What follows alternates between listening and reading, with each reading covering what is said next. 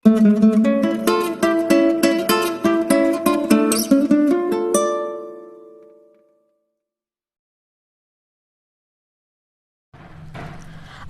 Class 11-এর পরিপাক এবং শোষণ এই চ্যাপ্টারটার মধ্যে পরিপাক নালী এবং পরিপাক গ্রন্থি সম্বন্ধে পড়েছি। এই যে চ্যাপ্টারে আমরা পড়ছি যে খাদ্যটা পরিপাক হচ্ছে, এই পরিপাক করতে কিছু উৎসেচক সাহায্য করে, যাদেরকে বলা হচ্ছে পাচক উৎসেচক বা পরিপাককারী উৎসেচক।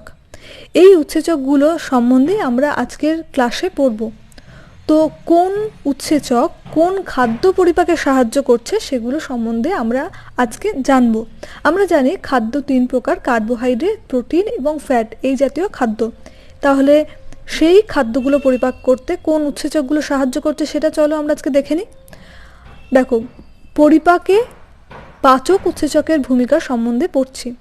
পাচক উৎসেচক বা পরিপাকে সাহায্যকারী উৎসেচকটা 3 প্রকারের, যথা কি অ্যামাইলোলাইটিক উৎসেচক, প্রোটিওলাইটিক উৎসেচক এবং লাইপোলাইটিক উৎসেচক। অ্যামাইলোলাইটিক মানে হচ্ছে শর্করা ভঙ্গকারী উৎসেচক, মানে শর্করা বা শ্বেতসার জাতীয় খাদ্য যেটা বলি, সেই খাদ্য পরিপাকে যে উৎসেচকগুলো সাহায্য করছে।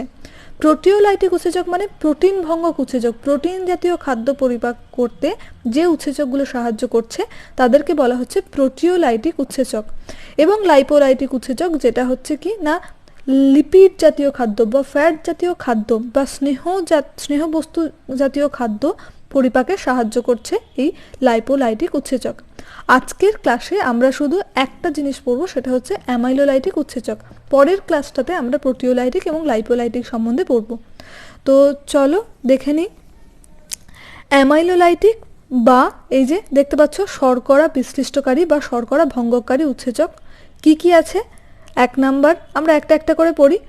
পরিপাক এই শর্করা ভঙ্গকারী উৎসেচক 1 নাম্বার হচ্ছে টায়ালিন বা যেটাকে বলা হচ্ছে স্যালিভারি অ্যামাইলেজ। দেখো, টায়ালিন কিন্তু ট নয়, পি দিয়ে শুরু হয়েছে।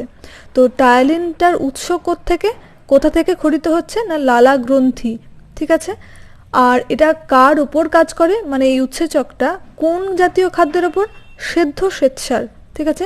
সেদ্ধ শ্বেতসার মানে কিন্তু আমরা যে ভাত খাই, তাহলে চাল থেকে চালটা ফুটিয়ে চালটা সেদ্ধ করে, চালটা একটা শ্বেতসার জাতীয় খাদ্য, এই যে চালটা সেদ্ধ করে যে খাবারটা তৈরি হচ্ছে সেটা কিন্তু সেদ্ধ শ্বেতসার। তো দেখো বিক্রিয়াটা কি করছে, এই যে টায়ালিন তাহলে উৎসেচক যেটা ছিল সেটা সেদ্ধ শ্বেতসারের সঙ্গে কাজ করছে, সেজন্য এটা প্লাস এটা লিখেছি।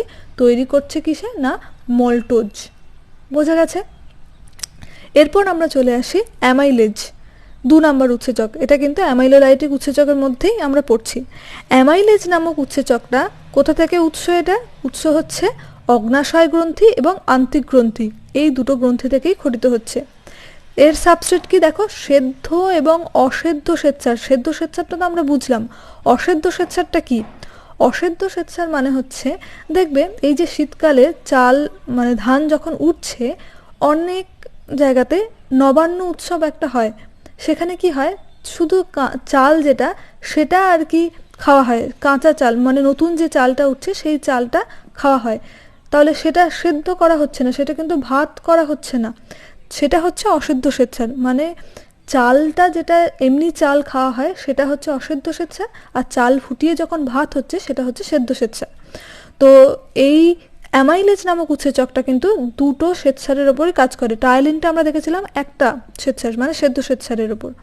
তো এখানে দেখো অ্যামাইলেজ কি করছে না এই সেদ্ধ এবং অসেদ্ধ শ্বেতসারকে মল্টোজ এবং আইসোমল্টোজে পরিণত করছে, ঠিক আছে। 3 নাম্বার উৎসেচকে আমরা চলে আসি। 3 নাম্বারটা হচ্ছে মল্টেজ। মল্টেজটা খরিত হয় কোথা থেকে না আন্তরিক গ্রন্থি থেকে। আন্তরিক গ্রন্থি কার ওপর কাজ করছে? মল্টোজের ওপর কাজ করছে। এই যে মল্টোজ যেটা উৎপন্ন হয়েছে মল্টোজের ওপর কাজ করছে, দিয়ে কি করছে দেখো, মল্টেজটা মল্টোজের সঙ্গে যুক্ত হয়ে তৈরি করছে গ্লুকোজ। সব থেকে সরল খাদ্য হচ্ছে যে গ্লুকোজে পরিণত করছে। তারপর এবার চলে আসি 5 নাম্বার উৎসেচক, যেটা আইসোমল্টেজ। আমরা দেখলাম যে মল্টোজটা হয়ে গেল, মল্টেজটা মল্টোজকে গ্লুকোজে পরিণত করলো। এই যে আইসোমল্টোজ যেটা তাহলে উৎপন্ন হয়েছিল সেটা কি হবে, সেটাকে কে সাহায্য করবে পরিপাকে? সেটাকে সাহায্য করবে আইসোমল্টেজ। আইসোমল্টেজটা আইসোমল্টোজকে পরিণত করছে গ্লুকোজে। তাহলে সরল খাদ্য উৎপন্ন হয়ে গেল গ্লুকোজ। এটা বলেছি যে আন্তরিক গ্রন্থি থেকে নিঃসৃত হয়। এরপর আমরা চলে আসি 5 নাম্বার, যেটা অ্যামাইলোলাইটিক উৎসেচক বা শর্করা ভঙ্গকারী উৎসেচক, সেটা হচ্ছে সুক্রেজ। সুক্রেজটা আন্তরিক গ্রন্থি থেকে ক্ষরিত হয়। আন্তরিক গ্রন্থি মানে ক্ষুদ্রান্ত, অন্ত্র, সেখান থেকে আন্তরিক গ্রন্থি।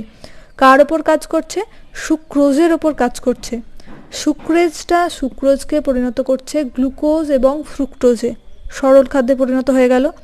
এরপর চলে আসি 6 নাম্বার উৎসেচক, যেটা হচ্ছে ল্যাকটেজ, যেটা এটাও আন্তরিক গ্রন্থি থেকে নিঃসৃত হচ্ছে। কার ওপর কাজ করছে? সাবস্ট্রেটটা কি না ল্যাকটোজ। এটা কিসে পরিণত করছে? ল্যাকটেজটা ল্যাকটোজকে পরিণত করছে গ্লুকোজ এবং গ্যালাক্টোজে। একটা জিনিস তোমরা কি এখানে খেয়াল করলে? দেখো লেজটা এটা পরিণত করছে মল্টোজ এবং আইসোমল্টোজ, ঠিক আছে।